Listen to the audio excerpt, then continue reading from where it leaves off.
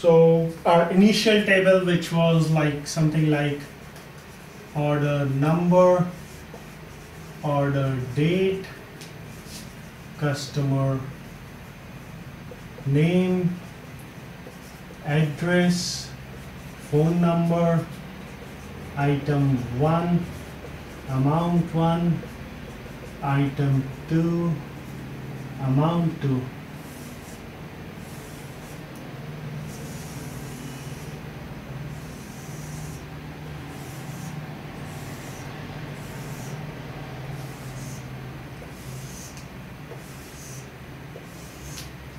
He said that I can break this table into such a way that we keep all these things which are not repeating together,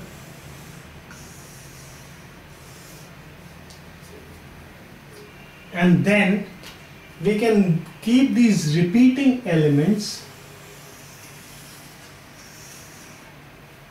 in another table. And this is how we will do the mapping. He said that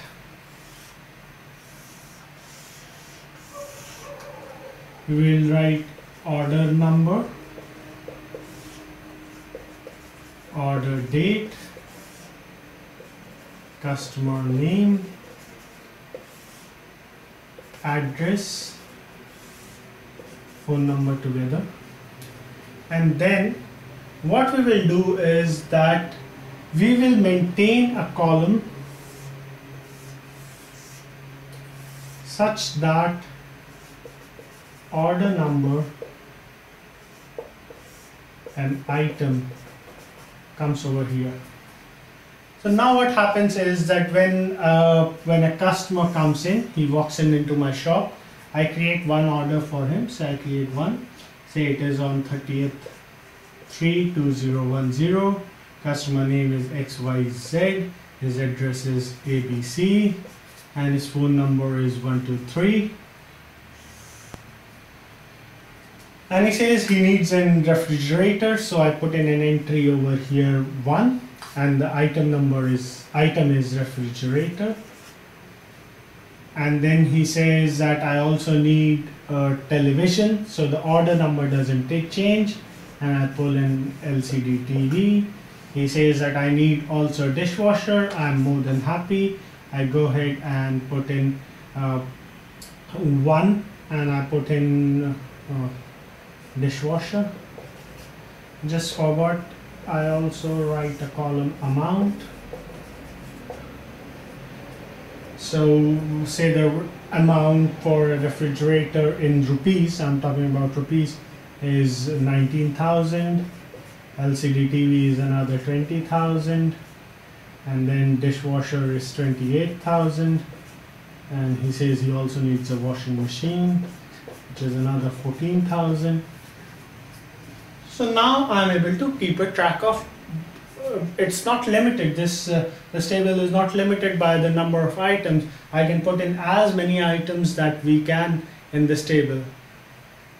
This removing the repeating groups and representing it in a more atomic form in another table is called first normal form.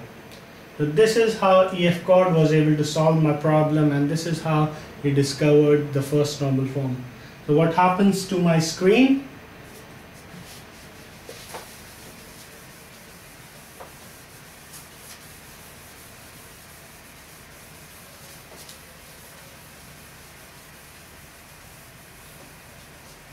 So my screen now looks something like this.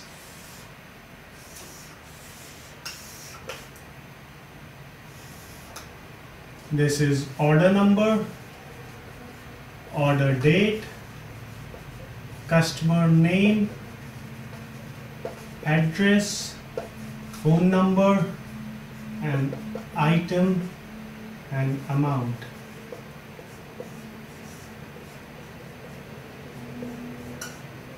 And I have add another item. So I put in the order number, order date, customer name, address and phone number. Then I have to select item and amount, and if I click on add another item, so whatever item I have chosen, displays up over here with the amount that I would have written, and this again blanks out, and I am again able to select a new item. The second item I have to select LCD TV, so I said add another item. In the bottom window over here I select LCD TV, and when I say add another window or submit, so LCD TV comes over here and 20,000 comes over here, and over here I have complete order. So when I press complete order, all this data goes into these two tables in the way that I have specified. So this way I have overcome the problem that I was particularly restricted by, that how many item drop downs do I have to put on my window. I have to put only one.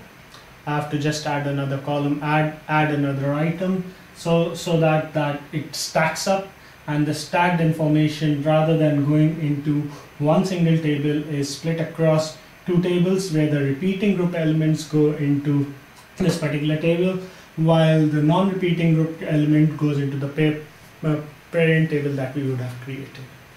So thanks everyone, thanks for joining in, and I will walk you through second normal form and third normal form in the same way.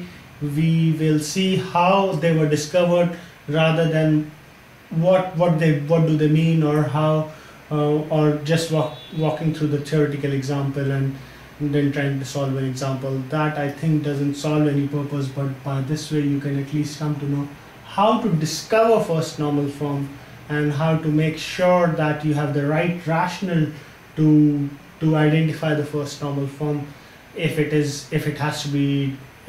your table has to be modified and it has to be converted into first normal form.